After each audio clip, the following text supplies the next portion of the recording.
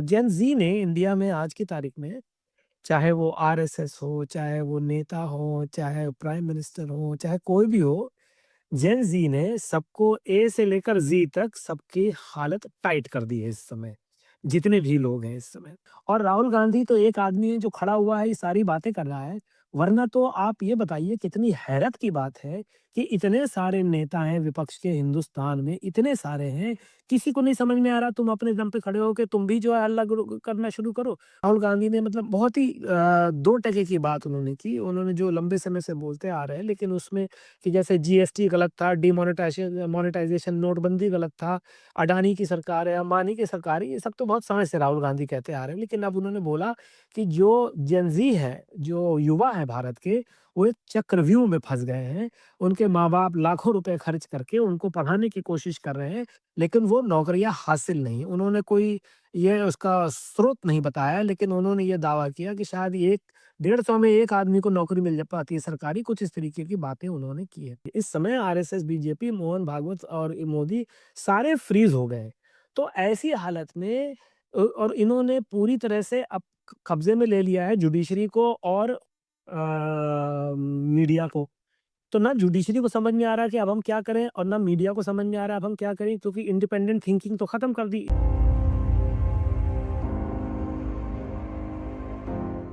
नमस्कार, मैं हूँ निधीश त्यागी और आप हैं हरकारा डीप डाइव पर। और हमारे साथ हमारे खास मेहमान अजीत शाही जो वॉशिंगटन डीसी से जुड़े हैं। और हम लोग बात करेंगे इस बारे में कि ये जो हाल में बहुत सारी जो सियासी एक तरह से कुछ लोग उसको भूचाल कह रहे हैं, कुछ लोग कह रहे हैं कि ये बहुत बड़ा बदलाव हो रहा है और अजीत उनमें से एक हैं जो ये कह रहे हैं कि इसमें इस पूरे प्रकरण में जो जेनजी वाला और जंतर मंतर और उसके बाद शिक्षा मंत्री के इस्तीफा, गृह मंत्री का संसद में तो आना, बस सत्र में सदन में ना आना, और इस बीच अलग-अलग लोगों की जो सियासी लोग हैं कि वो जेन-ज़ी को कैसे देख रहे हैं। मेरे ख्याल से आप भी सहमत होंगे इस बात से कि पिछले 1 महीने में जेन-ज़ी शब्द का इस्तेमाल भारत में जितना आपने और हमने एक साथ किया है, उतना पहले कभी नहीं होता हुआ दिखलाई पड़ा। तो अजीत जो हैं वो जर्नलिस्ट हैं और साथ में राजनीतिक विश्लेषक हैं।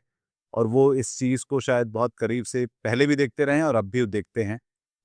ख़ास तौर पर इसलिए भी क्योंकि वो इलाहाबाद के हैं और कल एक बड़ा कार्यक्रम कांग्रेस का था इलाहाबाद में, जहाँ पे राहुल गांधी वहाँ के युवा जो बिहार से भी आए हुए थे और इलाहाबाद के भी थे और अ, उस पूरे इलाके के, और उनसे उनकी बातें वो सुन रहे थे और उनसे बात कर रहे थे, जो कि काफ़ी बारिश और सब कीचड़ के बीच में भी काफ़ी सफल बताया गया। उसके 2 दिन पहले आरएसएस के जो प्रमुख हैं मोहन भागवत, अ, उन्होंने नीता मुकेश अंबानी कल्चर सेंटर में बैठ के एक सिट डाउन, एक इंटरव्यू जैसा किया या करवाया या दिया, जिसमें उसमें उन्होंने कई सारी बातें कही और उन्होंने ये कहा कि ये प्रोटेस्ट करना उनका अधिकार है और यूथ का, और उनको जो है ये, और तो वो एक अलग तरह की बात है जिस पे श्रवण से मैंने पहले बात की। अ, सरकार का जो मोदी सरकार की तरफ से जो अमित शाह, जैसा कि मैंने कहा, सदन में नहीं आ रहे हैं। इस बात को लेकर अभी साफ-साफ सरकार बता नहीं रही है कि लाठीचार्ज, पैलेट गन्स और AK-47 चलाने का आदेश कहाँ से आया, किसने ये पूरा उनको बताया, इसका ज़िम्मेदार कौन है, ये बताने से सरकार इनकार कर रही है। नरेंद्र मोदी इस बीच जो है इंस्टाग्राम पे 2-3 ऐसे अजीब-सी, जो जैसा कि वो करते हैं, मुद्दे को छोड़ के बाकी बातें करते हुए दिखलाई पड़ते हैं, वो दिखलाई पड़ते रहे। तो अजीत, इस पूरे दृश्य में जब हम देखते हैं कि एक बात, पहली बार सरकार बहुत डरी, सहमी, खौफ में नज़र आ रही है।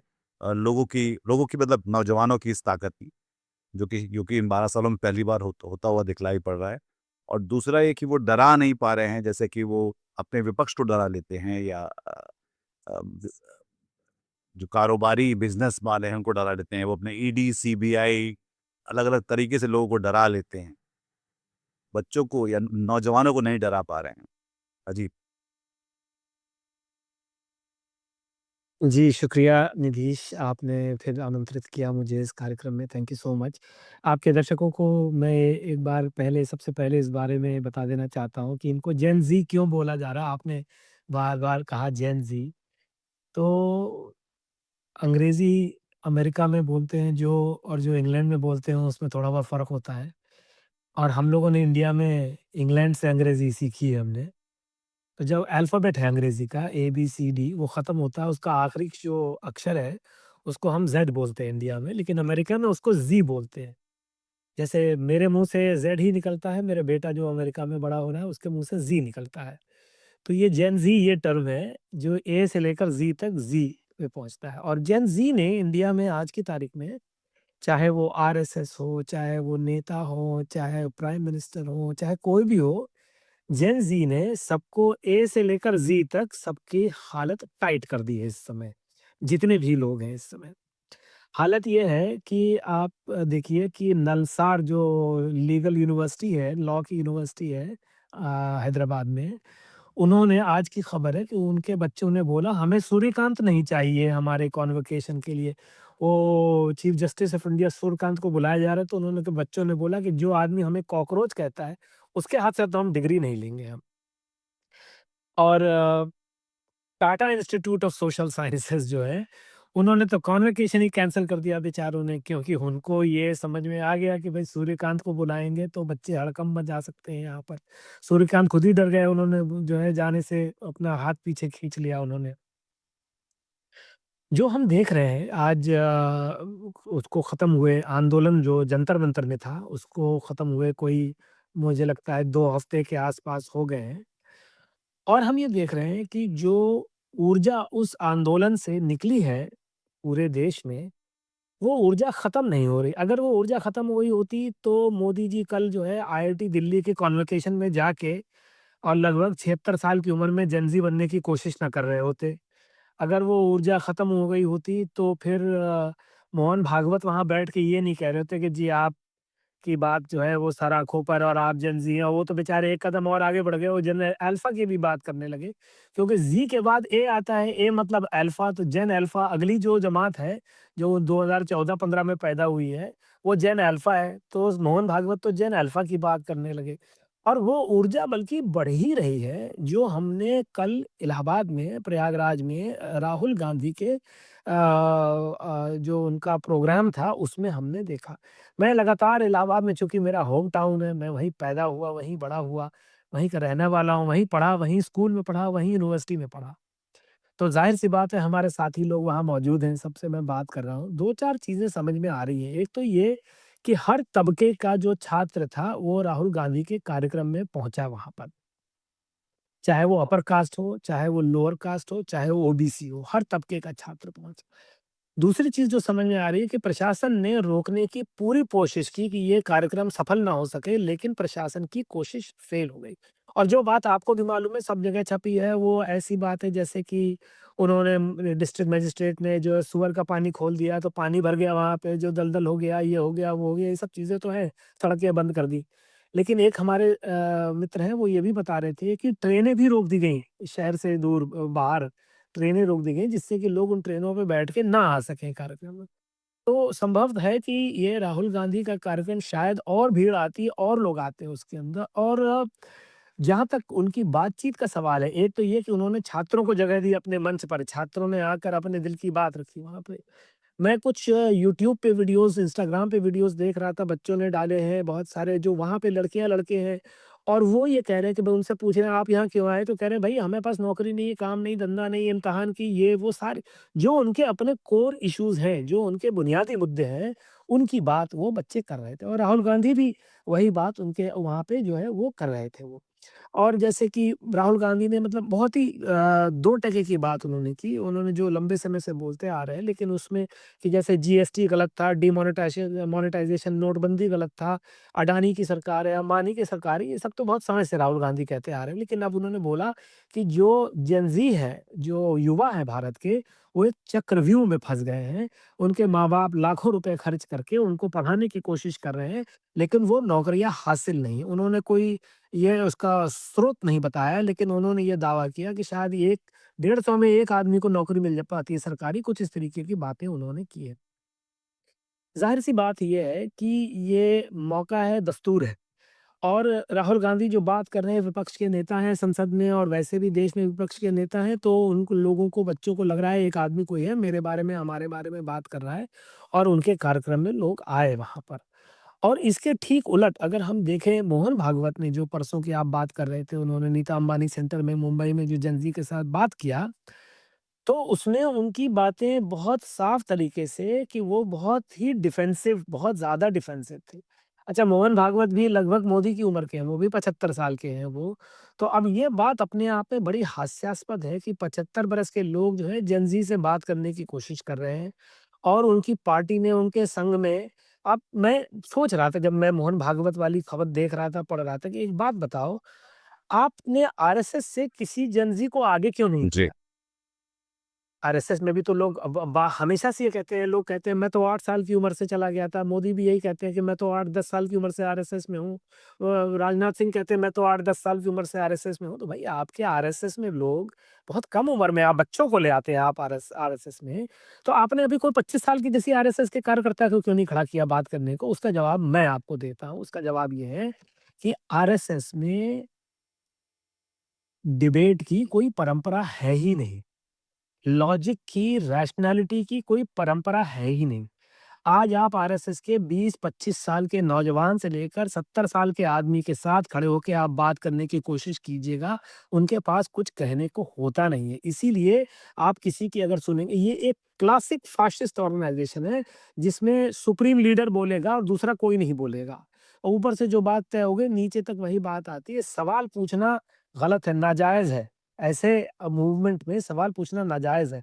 तो क्यों नहीं एबीवीपी वाले जाके जगह-जगह जो है वो इवेंट्स कर रहे हैं लोगों के बीच में, है ना? छात्र संगठन तो सबसे बड़ा भारत में अखिल भारतीय विद्यार्थी परिषद है ना आरएसएस का। तो वो क्यों नहीं जाके जेन ज़ी से बातचीत कर रहे हैं वो? क्यों नहीं जाके वो सम्मेलन कर रहे हैं? दिल्ली यूनिवर्सिटी में क्यों नहीं कर रहे हैं? एबीवीपी का कार्यक्रम क्यों नहीं ऑर्गेनाइज़ कर रहे हैं? क्योंकि इनके पास कुछ कहने को है नहीं, कुछ दिखाने को है नहीं। जब आप नौकरी की, पढ़ाई-लिखाई की बात करेंगे, राहुल गांधी ने तो इलाहाबाद यूनिवर्सिटी के वाइस चांसलर का भी ज़िक्र कर दिया। उनकी खैर कहानी हम लोग कभी और बाद में बात करेंगे।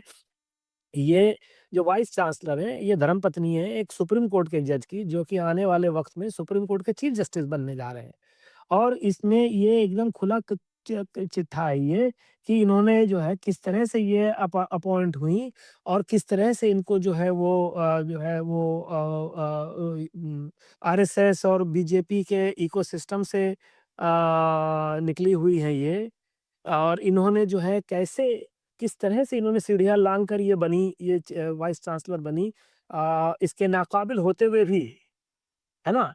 तो अब सवाल ये उठता है कि जब आपने पूरी तरह सिस्टम पर कब्ज़ा किया हुआ है, आप मेरिट की बात करते हैं, मेरिट तो है ही नहीं, है ना? आज से आपको याद होगा करीबन-करीबन 5 साल पहले की बात है, 5-6 साल पहले की बात है, जिन वाइस चांसलर का ज़िक्र किया इन्होंने, राहुल गांधी ने, तो इन्होंने एक स्टेटमेंट दिया था कोई 4-5 साल पहले कि भाई मेरे घर के पास मस्जिद से अज़ान की सुबह-सुबह 5 बजे आवाज़ आती है, मैं सो नहीं पाती हूँ। और फ़ौरन इनको लोगों ने सोशल मीडिया पे ट्रोल किया था कि भाई तुम्हारे घर से जो सबसे करीबी मस्जिद है वो 2 किलोमीटर दूर है, कौन-सी अज़ान आती है तुम्हारे पास जिसको तुम सुबह उठ नहीं पाती? तो ये पूरा सिस्टम नफ़रत पर आधारित है। आरएसएस की बुनियाद, बीजेपी की बुनियाद सिवाय मुसलमानों के लिए नफ़रत के अलावा कुछ है नहीं। अब ये क्या है कि ये आउट ऑफ कोर्स आ गया है सवाल। ये एक ही सवाल है जिसको राहुल गांधी पढ़ के आए हुए हैं पिछले 5 साल से और ये इन्होंने इग्नोर कर दिया था इस सवाल को, ये आउट ऑफ कोर्स हुँ, है ना? तो अब ये कह रहे हैं नहीं, नहीं, नहीं, ये इधर-उधर घुमाने की बात कर रहे हैं। अब वो पोहे की बात कर रहे थे नरेंद्र मोदी उधर आईआईटी दिल्ली के कॉन्वोकेशन में। अब वो कह रहे हैं सवाल पूछना काफ़ी नहीं है, जवाब भी ढूँढो इसका। अरे बताओ यार, तुम कभी जवाब देते नहीं किसी का और तुम बच्चों को कह रहे हो जवाब देना ज़रूरी है। और वो एक तरफ उनका भाषण चल रहा है, दूसरी तरफ वो खबर आ गई कि भैया वहाँ पे आईआईटी दिल्ली के प्रबंधन ने बच्चों को ये बोला है कि जब मोदी जी के सामने जाओगे तो तुम्हें झुक के जाना है। अब ये कोई बात हुई यार, ये कोई तरीका हुआ ये? तो मेरे हिसाब से इनके पास ये अब इस समय वो अंग्रेजी में कहते हैं डियर इन द हेडलाइट्स, यानी हिरण जब कार की हेडलाइट के सामने खड़ा हो जाता है तो जड़ हो जाता है, उसको कुछ समझ में नहीं आता कि हमें हटना चाहिए, भागना चाहिए, क्या करना चाहिए। वो एकदम अचेतन हो जाता है, वो रिजिड हो जाता है, फ्रीज हो जाता है वो। तो ये फ्रीज हो गए हैं इस समय, आरएसएस, बीजेपी, मोहन भागवत और ये मोदी सारे फ्रीज हो गए हैं। तो ऐसी हालत में और इन्होंने पूरी तरह से अब कब्जे में ले लिया है जुडिशरी को और मीडिया को। तो ना जुडिशरी को समझ में आ रहा है कि अब हम क्या करें और ना मीडिया को समझ में आ रहा है अब हम क्या करें, क्योंकि इंडिपेंडेंट थिंकिंग तो खत्म कर दी। अपनी इसको कहते हैं हैविंग योर ओन एजेंसी, अपनी अपनी मिल्कियत, अपने खुद मुख्तार जो होते थे पहले एक जमाने में मीडिया भी और जुडिशरी भी, वो दोनों खुद मुख्तारी खत्म हो गई उनकी। पर इस सब के पीछे जो खौफ था सरकार को लेकर कि वो शायद जो मेरी और आपकी पीढ़ी वो नहीं दिखला पाई थी, उस खौफ से बाहर निकलने का जो एक साहस है, वो ये नौजवान पीढ़ी दिखा पा रही है। तो इसको अब हम किस तरफ जाता हुआ देख रहे हैं, क्योंकि हम ये एक और चीज़ जो हो रही है साथ में, वो संसद है। मानसून सत्र चल रहा है और अब उसका कल से चौथा हफ्ता शुरू होगा, जो आखिरी हफ्ता है। इसके बाद 15 अगस्त को नरेंद्र मोदी फिर से लाल किले की प्राचीर पर खड़े होकर फिर से कुछ परफॉर्मेटिव करने की टेलीप्रॉम्प्टर से पढ़ेंगे और वो देश को बताएँगे कि देश कितना सही चल रहा है उनके नेतृत्व में और आगे चलता रहेगा। ये अ, इसका पहला इसके कई पार्ट में जवाब देता हूँ। पहला तो ये है कि violence is of the table, state violence is of the table. अब ये स्टेट वायलेंस नहीं इस्तेमाल कर सकते। अभी तो ये है कि इनको यही जवाब देना मुश्किल हो रहा है। मोहन भागवत से पूछा गया, भाई पैलेट गन चलाई तुमने, टियर गैस चलाया तुमने, तो मोहन भागवत कुछ इस तरह से बोले कि नहीं अच्छा मुझे तो पता नहीं इस बारे में, ठीक है ना? तुम आरएसएस के हेड हो, दुनिया का ज्ञान रखते हो, पूरी मासूमियत इतिहास बहुत बताते हो, तारीख मासूमियत के पुरानी देख साथ के उन्होंने बताते हो। बहुत ऐसा हैं? कहा, मासूमियत के हाँ, कि मुझे तो पता नहीं इसके बारे में। तो जब आप झूठ बोलते हैं और वो भी ऐसे ज़माने में आप झूठ बोलते हैं जब जो सोशल मीडिया का ज़माना है जहाँ पे एक-एक चीज़ का एविडेंस सबूत आँख के सामने है, तब आप अपनी क्रेडिबिलिटी पर ही चोट करते हैं आप।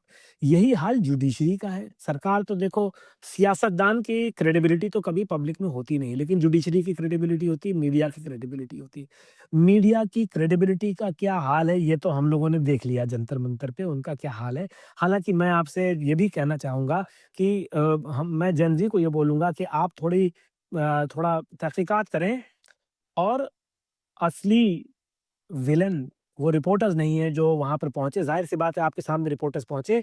असली विलेन तो वो लोग हैं जो 1 करोड़, 2 करोड़, 5 करोड़, 10 करोड़, 20 करोड़ रुपया महीना की सैलरी लेकर और स्टूडियो के मालिक बन के बैठे हैं, कंपनियों के मालिक बन के बैठे हैं।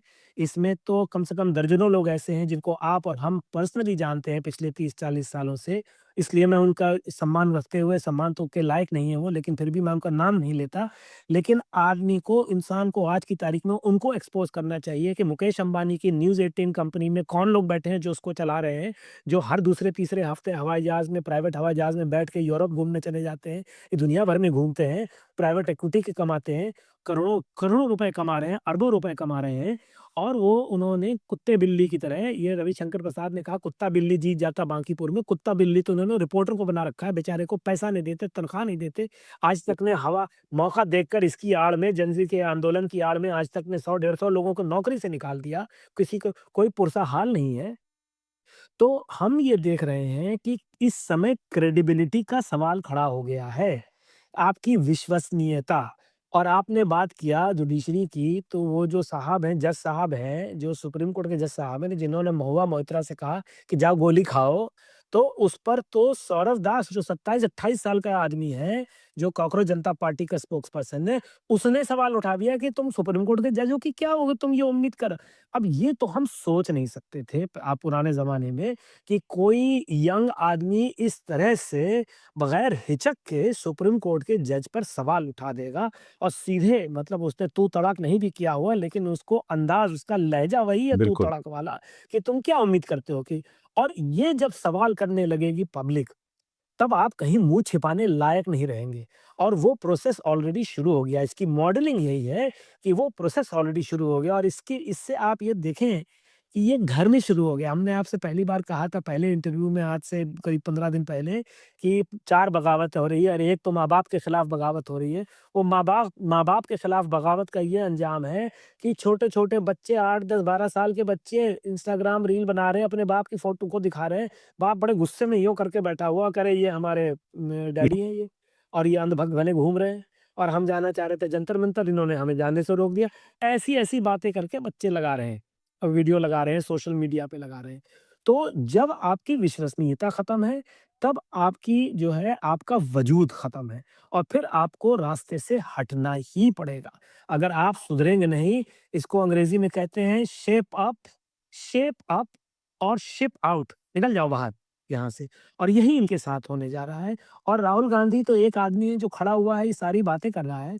वरना तो आप ये बताइए, कितनी हैरत की बात है कि इतने सारे नेता हैं विपक्ष के हिंदुस्तान में, इतने सारे हैं, किसी को नहीं समझ में आ रहा, तुम अपने दम पे खड़े हो के तुम भी जो है हल्ला करना शुरू करो। मतलब शरद पवार, आप देखिए, इस कितने टोन डेफ हैं, कितने बहरे हैं जमीन की आवाज सुनने को, कि शरद पवार उनकी बेटी मोदी के साथ जाकर बैठे हुए, जिस समय वहां पे आंदोलन चल रहा है, आप जाके मोदी के बगल में बैठे हुए, ये तो आपका हाल है। तो ये भी जाएंगे काम से, वो राहुल गांधी। असली चीज हमको ये समझ में आनी चाहिए कि अब तानाशाह का दौर खत्म है हिंदुस्तान से। कोई भी आ जाए, राहुल गांधी भी आ जाए प्रधानमंत्री बनकर आने वाले वक्त में, अगर वो तानाशाही करेंगे, हालांकि वो कर नहीं पाएंगे, भले ही उनके खानदान में उनकी दादी इंदिरा गांधी ने भी तानाशाही का एक दौर जिया था, लेकिन अगर अब वो तानाशाही करने की कोशिश करेंगे तो दूध में से मक्खी की तरह यही जेनजी उनको भी निकाल कर बाहर फेंक देगी। तो ये देश के लिए, हमारे मुल्क के लिए ये बहुत अच्छी बात है। ये जो जनरेशन है जेन ज़ी की, 15, 20, 25, 30 साल की, इसने ये दिखा दिया है कि आने वाले 15, 20, 25 साल में हम हकूक़ की लड़ाई लड़ेंगे, हक की लड़ाई लड़ेंगे, हम इन्कलाब की लड़ाई लड़ेंगे, हम लोकतंत्र की लड़ाई लड़ेंगे। इसलिए तानाशाह बनने के सपने कोई ना देखे। और मोदी का तो मोह भंग हो गया है, मोदी का सपना भी टूट गया है। अभी उनको सोते से उठा दिया गया है। अब वो नॉन बायोलॉजिकल तो छोड़ दीजिए दूर की बात, वो अपने आप को बायोलॉजिकल ही बचा लें तो बहुत बड़ी बात होगी। तो अभी अगर हम सोचें इस तरह से कि मॉडलिंग करें कि सरकार के जो डैशबोर्ड है, जिसमें नरेंद्र मोदी होंगे, अमित शाह होंगे, इनको जो सियासत तय करने वाले लोग होंगे, कुछ लोग अभी भी जो परिसीमन के पीछे लगे हुए हैं और वो दौड़-भाग कर रहे हैं कि डिलिमिटेशन हो जाएगा तो उसको भारतीय जनता पार्टी को एक तरह से आगे की गारंटी मिल जाएगी कि ये वो बचे रहेंगे और बने रहेंगे। उस मानस में क्या चल रहा है? उसको हम कैसे देखें अगर हम बाहर से उसको देख रहे हैं कि ये लोग अभी अपने रणनीति, उसको वॉर रूम में बैठ के क्या सोच रहे हैं और क्या कर रहे होंगे? आप बीजेपी की बात कर रहे बीजेपी, हैं? मोदी सरकार, कैबिनेट, संघ सब मिल के ये जो जो देश को जो चलाने का जिन्होंने अपने एक तरह से नहीं, देखिए ना, आप एक लतीफ़ा पुराना आपको सुना देता हूँ मैं, कि एक इंसान, बहुत पुराना लतीफ़ा है ये, इसको डैड जोक बोल सकते हैं, कि एक इंसान जो है डॉक्टर के पास गया और डॉक्टर को बोला, डॉक्टर साहब बहुत मुझे कब्ज़ की बीमारी है। डॉक्टर ने कहा एक काम करो, सुबह सर्दी का वक़्त था, डॉक्टर ने कहा एक काम करो, सुबह 4 बजे जाके और ठंडे पानी से शावर के नीचे खड़े होके 1 घंटा नहाओ। तो वो नहाया, 1 हफ़्ते बाद फिर वापस आया, बोला डॉक्टर साहब मुझे तो निमोनिया हो गया। तो डॉक्टर साहब बोले कब्ज़ तो ठीक हो गया ना? तो ये क्या है कि ये इनको बीमारी ही नहीं पकड़ में आ रही, इनको समझ ही नहीं आ रहा क्या गड़बड़ी। भाई, आपने अर्थव्यवस्था चौपट कर दी है। आज आप अब तो वीडियो डाल रहे हैं लोग। एक मैं आज वीडियो देख रहा था इंस्टाग्राम पे, एक आदमी कह रहा है ये सुनारों की गली है, आप यहाँ एक आदमी मुझे दिखा दीजिए जो कि मुनाफ़े का धंधा कर रहा हो यहाँ पर। ठीक है ना? और आपने पूरी तरह से आपने सिस्टम ऐसा क्रिएट कर दिया है कि अब तो बैंक भी, राहुल गांधी ने इस बारे में बात किया कि भाई आप एंटरप्रेन्योर बनने की बात कर रहे हैं। जैसे इन्होंने बोला, मोहन भागवत ने भी बोला कि भाई एंटरप्रेन्योर बनो। तो राहुल गांधी ने बोला कि भाई एंटरप्रेन्योर बनने के लिए आपको बैंक लोन देने को तैयार नहीं है आपको, आप एंटरप्रेन्योर कहाँ जी, से बनेंगे आप? आप कैसे अपना बिज़नेस शुरू करेंगे आप? तो जब इकोनॉमिक बेसिक चीज़ जो अर्थव्यवस्था, हम लोग अर्थव्यवस्था शब्द सुनकर बहुत सारे लोग के कान बंद हो जाते हैं, अरे यार ये हमारे मतलब का सब्जेक्ट नहीं है। इकोनॉमिक्स को माना जाता है कि बहुत मुश्किल चीज़ है, कौन समझेगा, कौन पढ़ेगा इसको? लेकिन इकोनॉमिक्स वही है जो आपके खाने की मेज़ पर रोटी, दाल, सब्ज़ी रख सके। इकोनॉमिक्स वही है जो आपको नौकरी दे सके, आपके बच्चों को नौकरी दे सके। और हालत ये है हिंदुस्तान में कि आप कितना भी झूठ बोल रहे हैं। मैंने आपसे पिछले इंटरव्यू में बोला था कि राजा नंगा है और उसने कहा है खबरदार कोई नहीं कह सकता कि मैं जो नंगा हूँ। ये अर्थव्यवस्था नंगी हो चुकी है हमारी। हमारे पास, आपको मैं बताता हूँ कि एक प्रोफ़ेसर साहब हैं, प्रोफ़ेसर अशोका मोदी। जी, भारतीय मूल के हैं। अमेरिका में, यहाँ हमारे अमेरिका में रहते हैं, प्रिंसटन यूनिवर्सिटी में पढ़ाते थे, न्यू जर्सी में। उन्होंने एक किताब लिखी है, इंडिया इज़ जी, ब्रोकन। मैं सब लोगों को, आपके दर्शकों को कहूँगा उस किताब को जी, अवश्य पढ़ें आप। और उन्होंने ऐसा नहीं कि खाली बीजेपी, आरएसएस के खिताब के खिलाफ लिखा है, उन्होंने शुरू से बताया है, नेहरू की क्या गलतियाँ थी अर्थव्यवस्था के हिसाब से, और इंदिरा गांधी ने क्या गलत किया, राजीव गांधी ने क्या गलत किया। उन्होंने एकदम न्यूट्रल तरीके से किताब को लिखा है और उसमें उन्होंने ये कहा है कि मोदी सरकार जो आर्थिक बढ़ोतरी के दावे करती है, जीडीपी ग्रोथ के दावे करती है कि ये 6 से 8%, 9%, 6%, 7% के दावे करती है। कम से कम 2.5% से उन्होंने झूठा ऊपर उसको बढ़ाया हुआ है। उन्होंने कहा है किसी हालत में ये देख के नहीं लगता। अब आप कॉर्पोरेट सेक्टर में इंडिया में मिड लेवल के मैनेजर से किसी से बात कर लीजिए और इतना पूछ लीजिए कि ये बताओ पिछले 12 साल में तुमको कितने सालाना इंक्रीमेंट्स मिले हैं?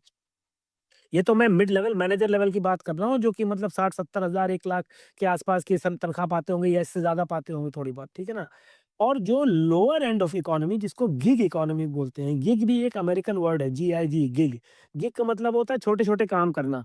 तो गिग इकोनॉमी जैसे ज़ोमैटो को जो खाना डिलीवर कर रहा है लड़का वो गिग इकोनॉमी है। जो वो चला रहा है अपने उबर चला रहा है स्कूटर पे, क्या बोलते हैं उसका कुछ और नाम है इंडिया में, वो गिग इकोनॉमी है।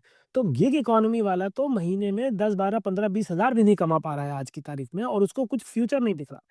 तो अब सवाल ये है कि जब आपने बिज़नेस को ख़त्म कर दिया और आपने एंटरप्राइज़ को ही नहीं खत्म किया, आपने आपने एंटरप्रेन्योरियल इंस्टिंक्ट को खत्म कर दिया। उदय कोटक बहुत बड़े इंडस्ट्रियलिस्ट हैं इंडिया के, उन्होंने पिछले साल मुंबई में एक स्पीच में, पब्लिक स्पीच में उन्होंने बोला कि Indian business the animal spirits are dying in Indian business. ये बहुत बड़ी बात है, ये एनिमल स्पिरिट्स आर डाइंग मतलब जो एक आदमी के अंदर एक इंस्टिंक्ट होता था बिज़नेस फैमिली में, उन्होंने कहा कि अब मैं अपने चारों ओर देखता हूँ बिज़नेस फैमिलीज़ को। ये उनका अपना वक्तव्य है उदय कोटक का, जी। जो कि जिन्होंने कोटक महिंद्रा बैंक बनाया, जो आज दुनिया के 200 सबसे अमीर लोगों में गिने जाते हैं। उन्होंने बोला कि मैं अपने चारों ओर देखता हूँ बिज़नेस फैमिलीज़ के जो लोग बच्चे हैं, यानी कि जो अरबपतियों के बच्चे हैं, वो अब नया धंधा नहीं लगा रहे हैं।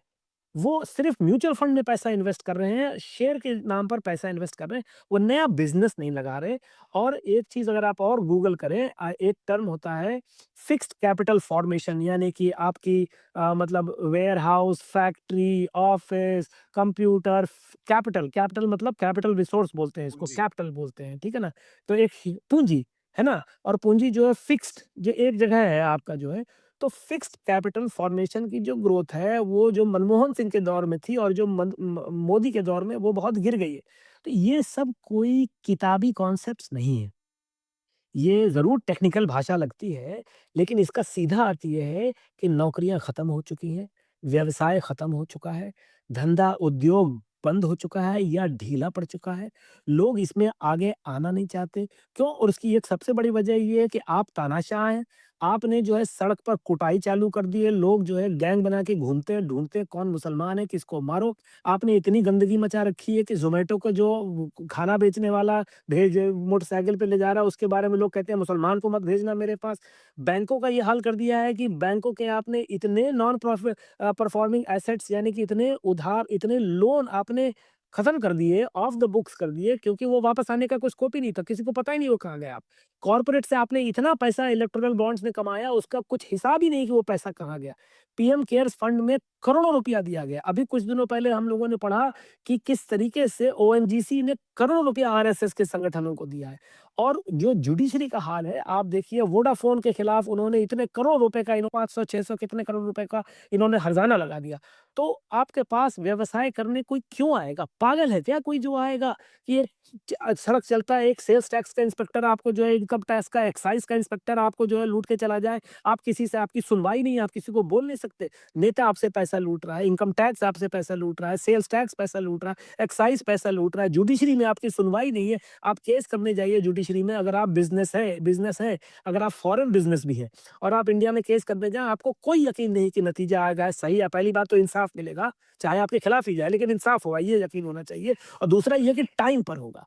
तो आपने पूरे सिस्टम को एकदम चकनाचूर कर दिया है। जब तक आप इसको एड्रेस नहीं करेंगे और आप ये बोलते रहेंगे कि अ फ्रीडम का ये मतलब नहीं है कि गाली देना शुरू कर दो और हमारा अपनी परंपरा है और अरे परंपरा गई तेल लेने यार तुम पब्लिक को रोटी तो दो तुम जो 18-20 साल का बच्चा है उसको ये यकीन तो दो कि वो नौकरी कर पाएगा खाना खा पाएगा वो तो आप यकीन दे नहीं सकते इसलिए इनका कोई भविष्य है ही और राहुल गांधी का भी भविष्य नहीं किसी का भविष्य नहीं होगा क्योंकि अब हम जिस मकाम पे खड़े हैं 90% हिंदुस्तान की आबादी 60 से कम है और 40% जो है वो युवा है तो अगर उनके फ्यूचर को आप नहीं आप रास्ता उनके भविष्य का आप रास्ता नहीं दिखा सकते और वैसी नीतियाँ आप नहीं ला सकते, तो चाहे राहुल गांधी हो, चाहे कोई हो, उनका भी यही हाल होगा जो मोदी का हाल हो रहा है। और ये बात राहुल गांधी को भी समझ में आ रही, कम से कम देख कर तो यही लगता है।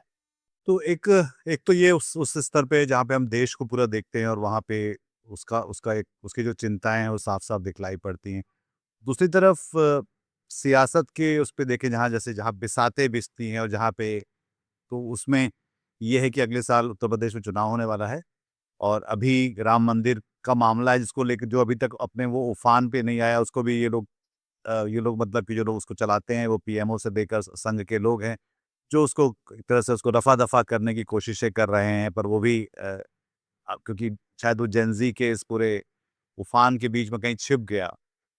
इथेनॉल का मामला है, किसानों के मामले हैं, तो अभी एक के बाद एक बड़े-बड़े मामले सरकार के खिलाफ वो कतार में हैं कि ये मामला खत्म हो तो हम भी अब आगे कुछ कहें या आगे बढ़ते दिखलाई दें। नरेंद्र मोदी अब कितने इक्विप्ड हैं कि इन सारी चुनौतियों को जब वो एक साथ आपके सामने दरवाजे पर खड़ी हुई हैं, तो वो उसको किस तरह से डील कर पाएँगे? जी। ये बहुत अच्छा सवाल है और इसका जवाब हमको यहाँ ढूँढना होगा कि वो कितने इक्विप्ड से इसका जवाब हमको ऐसे मिलेगा कि वो कैसे कर सकते हैं, क्या रास्ता है आपके सामने? आपके सामने क्या रास्ता है? और अगर आप ये सोच रहे हैं कि आप ये पीछे छूट गई बात कि आपने पेलेट गन मारी अपने बच्चों को और आपने टियर गैस चलाई, तो ये बात पीछे नहीं छूटी है, तो सबको याद रहेगी ये सारी बातें, कोई भूल नहीं रहा है। इसी से तो आपके खिलाफ लोगों में नफ़रत हो गई है। तो आपके जो बाकी अच्छा और जो इथेनॉल वाला मामला है, जितना तो पढ़ के हमें देख के समझ में आ रहा है, तो ये भी बहुत बड़ा मामला है क्योंकि इससे कारें खराब हो रही हैं, इससे जो है वो जितने भी ऑटोमोबाइल्स हैं, उनका बुरा हाल हो रहा है, इससे नाराज़गी फैली हुई है पब्लिक के अंदर जो है। तो अब क्या है ना कि वो इनके पास रास्ता अगर है तो क्या है ये खुद सोच के बताएँ, ये खुद देख के बताएँ कि ये क्या रास्ता सोच सकते हैं ये। रास्ता यही होता है कि आदमी लीडर बदलता है, ठीक है ना? अब आप लीडर नहीं बदलना चाहते, फ्रेश फेसेस आते हैं ना, हमेशा ये होता है कि भाई एक आदमी जो है उसके बारे में ये बात हो गई कि भाई ये गलत है। आप अपना एक कैबिनेट रिशफ़ल कर अभी दीजिए, एक अभी हमने रास्ता ये हो सकता है। ब्रिटेन में आप देखा कि कैसे कि स्टाम प्राइम कितने मिनिस्टर चेंज हो कितना गया। बहुमत लेकर आए थे, कितना स्पष्ट बहुमत, उसके बाद भी उनको हाँ, जानना पड़ा कि भई आप नहीं हाँ। परफ़ॉर्म कर पा रहे।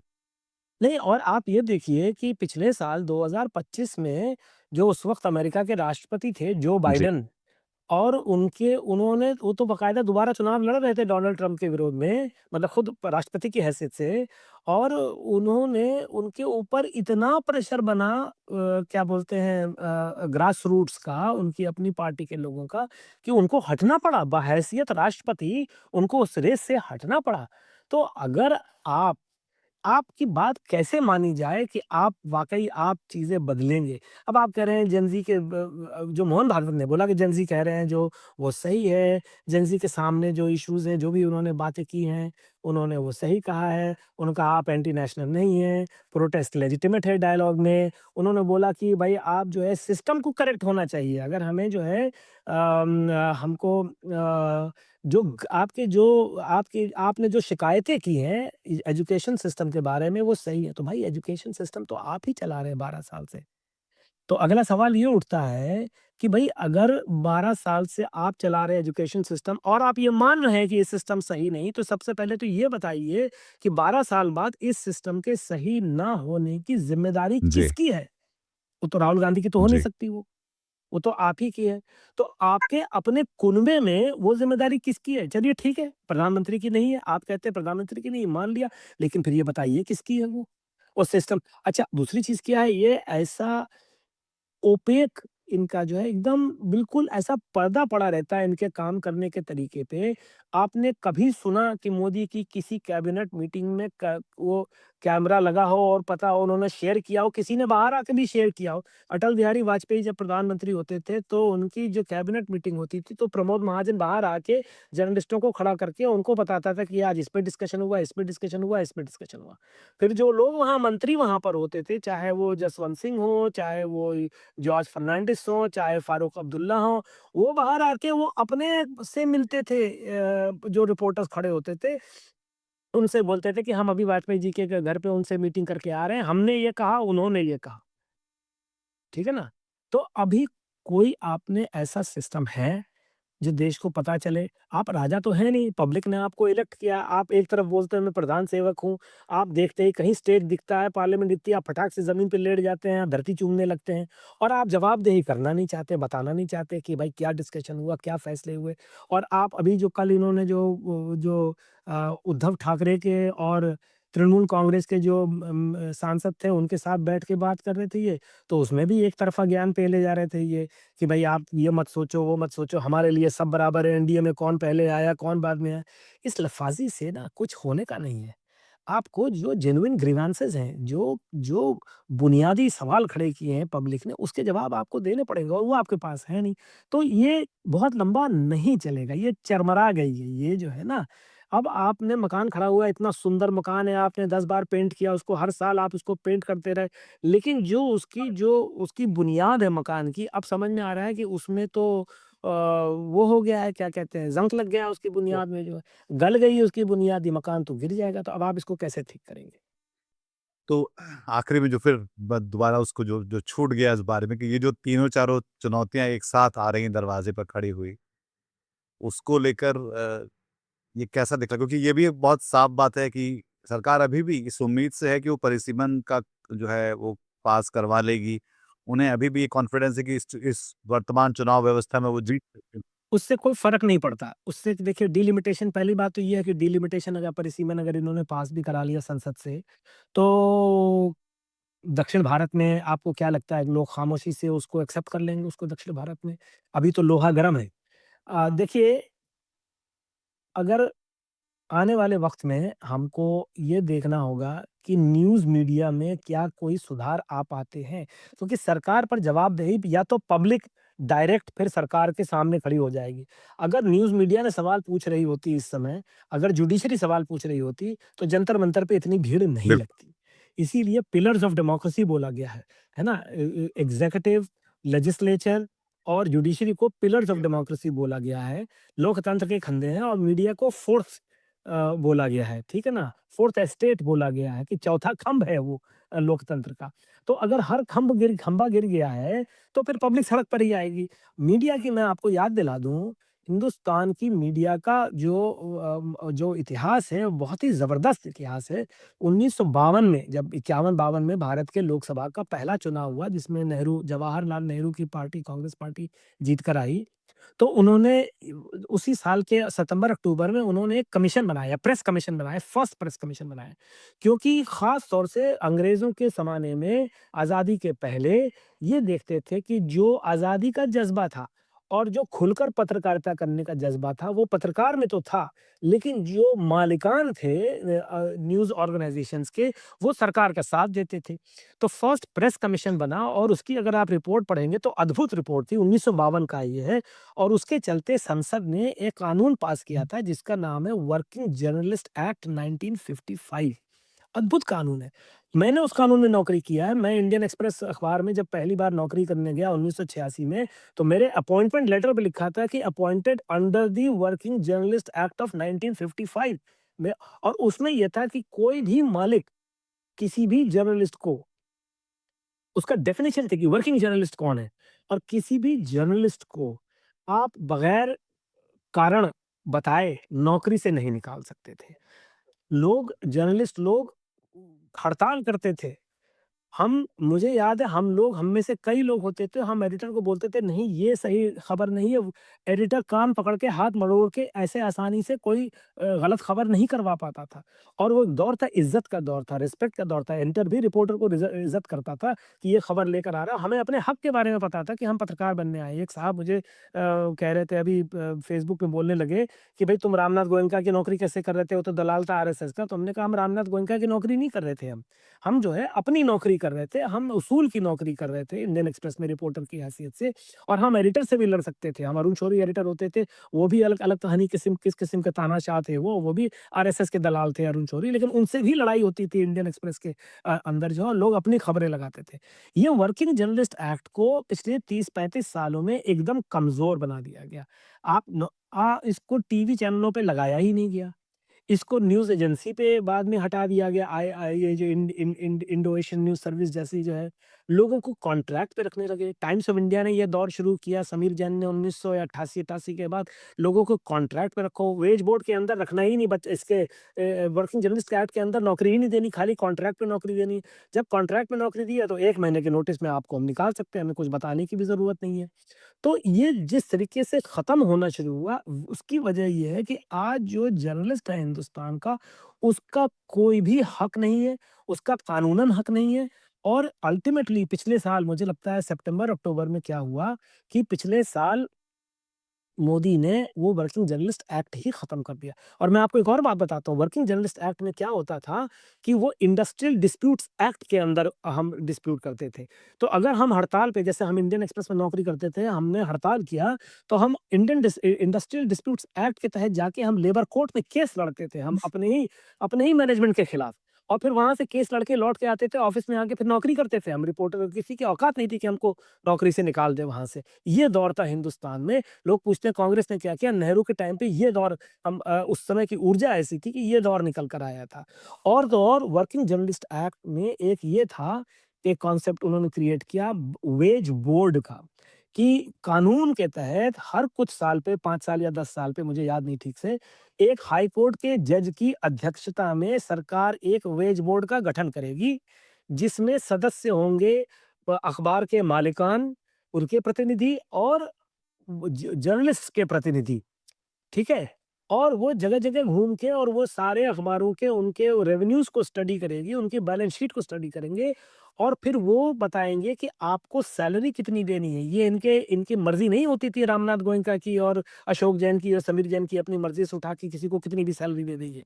हम लोग वेज बोर्ड के लिए लड़ते थे। अगर सरकार डिले कर देती तो हमारी यूनियन जाकर सरकार से मिलके कहती थी, आपने डिले किया है वेज बोर्ड को कॉन्स्टिट्यूट करने में, आप वेज बोर्ड कॉन्स्टिट्यूट करें। वेज बोर्ड कॉन्स्टिट्यूट होता था, उसमें रिप्रेजेंटेशन होता था। हम जाके वहाँ पे रिप्रेजेंटेशन करते थे कि देखिए इंडियन एक्सप्रेस ने पिछले साल इतना कमाया और हमारी सैलरी हमको बढ़ाने को तैयार नहीं है। 1989 में वेज बोर्ड पे जो है उन्होंने क्या कहते हैं, नहीं इम्प्लीमेंट करने का फैसला किया रामनाथ गोयनका के इंडियन एक्सप्रेस ने।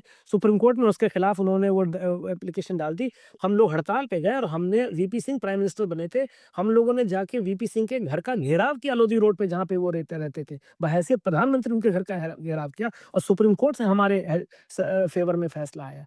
तो ये जब सिस्टम था, तब हम कहते थे कि पत्रकारिता काफ़ी हद तक निडर थी, खुलकर सामने आती थी।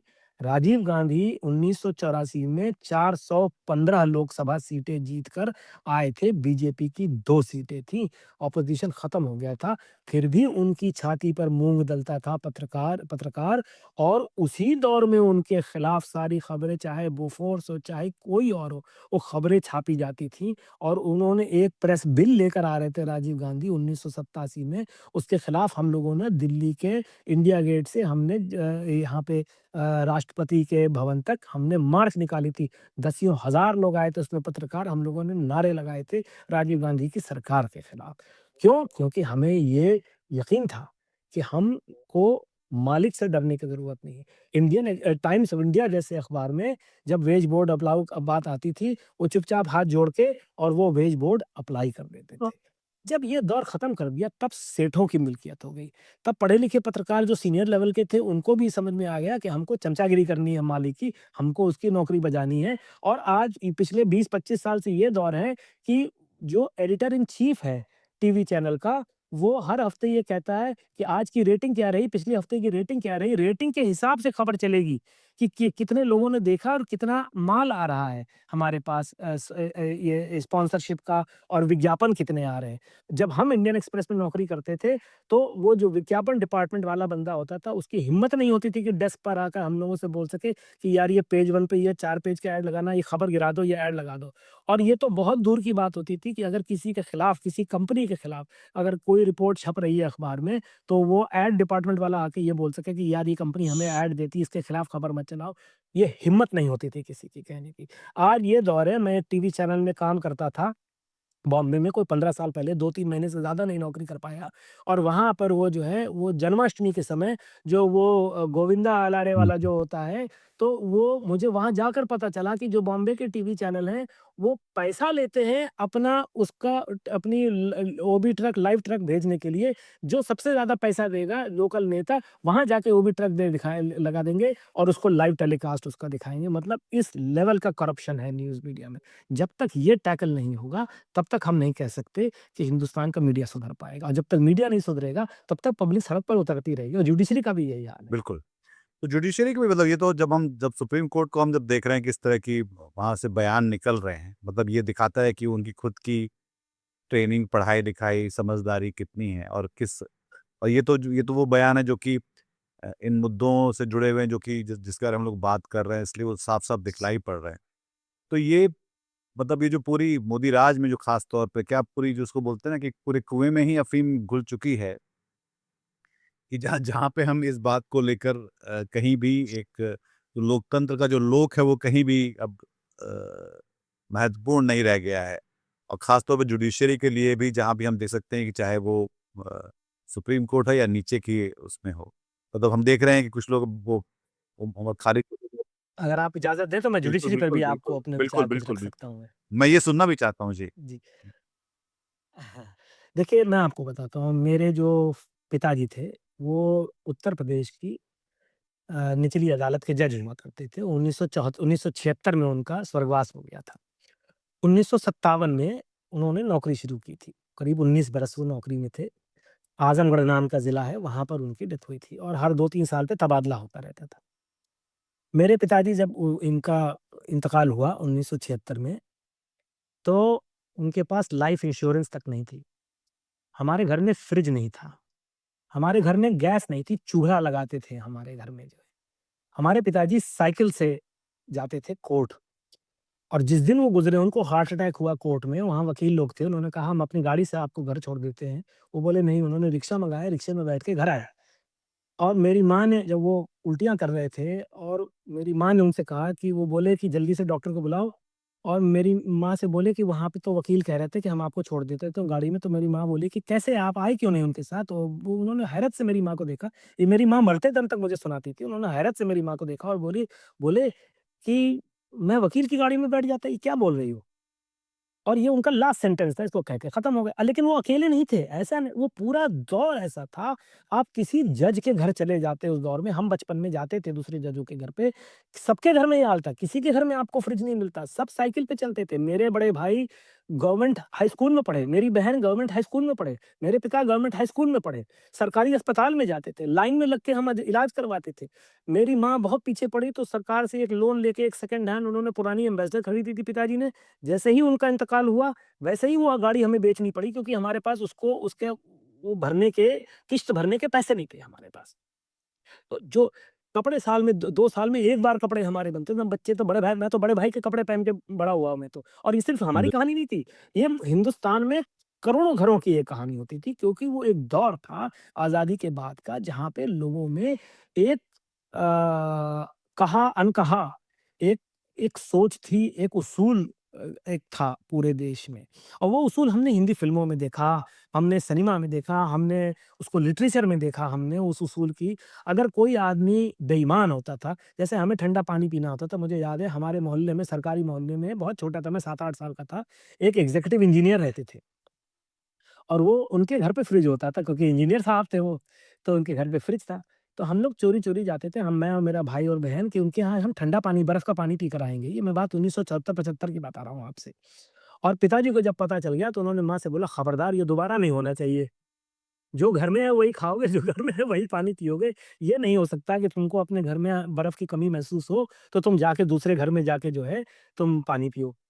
अब क्या हुआ कि ये हालात बहुत बदल गए हैं, क्योंकि अब कंज्यूमरिस्ट सोसाइटी आ गई, हर आदमी को पैसा चाहिए, हर आदमी को घर चाहिए। मेरी एक चचेरी बहन लखनऊ के, जो जुडिशियल ट्रेनिंग स्कूल में एक नौकरी करती थी, तो उनसे मैं एक बार मिला, मैंने पूछा आप इतने साल से नौकरी कर रही हैं, फ़र्क क्या देखा आपने? तो बहुत सोचा उन्होंने, बोली एक फ़र्क मैंने ये देखा कि जब नए-नए ट्रेनी जज आते थे लोअर लेवल के, तो जब शुरू में वो रहते थे, तो उनके पास गाड़ी नहीं होती थी, गाड़ी जब खत्म हो जाती थी उनकी ट्रेनिंग, उसके बाद 1-2 के पास गाड़ी आती थी। आज जिस दिन से ट्रेनिंग पे आते हैं, उस दिन से उनके पास गाड़ी आती है।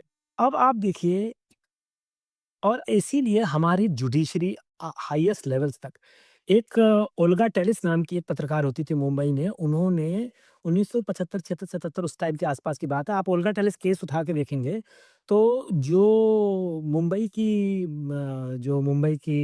म्युनिसिपल कॉर्पोरेशन थी, वो जो होमलेस लोग होते थे, जो सड़क किनारे अपनी झुग्गी लगा के, छोटा-सा शेल्टर लगा के, टीन लगा के बैठ जाते थे, उनके खिलाफ वो अभियान चलाती थी। तो ओल्गा टेलिस गई मुंबई, हाई कोर्ट में उन्होंने केस किया और उसको ओल्गा टेलिस के नाम से जाना जाता था, जिसमें उन्होंने एक कहा कि ये सरकार की ज़िम्मेदारी है, संवैधानिक ज़िम्मेदारी है कि लोगों को घर मुहैया कराए और अगर हाउसिंग नहीं दे पा रही सरकार, तो ये फंडामेंटल राइट है हाउसिंग का। ये हाई कोर्ट ने बोला था ये फंडामेंटल राइट है ये, इसलिए और इसको स्क्वाटर्स राइट बोला गया कि अगर संवैधानिक हक से हमें घर नहीं दे पा रही सरकार, तो ये हमारा राइट है कि हम स्क्वाट करें, SQUAT स्क्वाट करें हम, कि हम वो कब्ज़ा करके हम सड़क के किनारे हम कब्ज़ा करके बैठें और आज की तारीख में बुलडोज़र भेजती है सरकारें लोगों का घर बना-बनाया घर तोड़ने के लिए, ये हिंदुस्तान का हाल है और जुडिशरी की औकात नहीं है कि रोक सके और थोड़ा बहुत कुछ बोलते हैं लेकिन उसके बाद भी सरकार बुलडोज़र चला रही है।